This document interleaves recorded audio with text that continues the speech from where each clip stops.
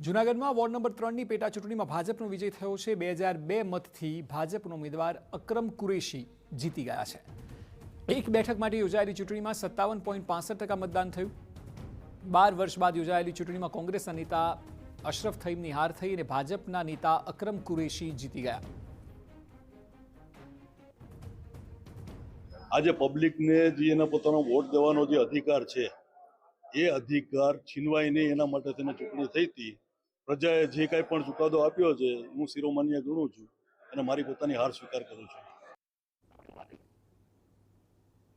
મહત્વનું છે કે 12 વર્ષ બાદ વોર્ડ નંબર 3ની પેટા ચૂંટણી યોજાઈ હતી, જેમાં 2002 મતથી ભાજપના ઉમેદવારની જીત થતાં તેમણે પોતાના કાર્યકર્તાઓ અને તમામ મતદારોનો આભાર માનીને અધૂરા કામ પૂરા કરવાની ખાતરી આપી।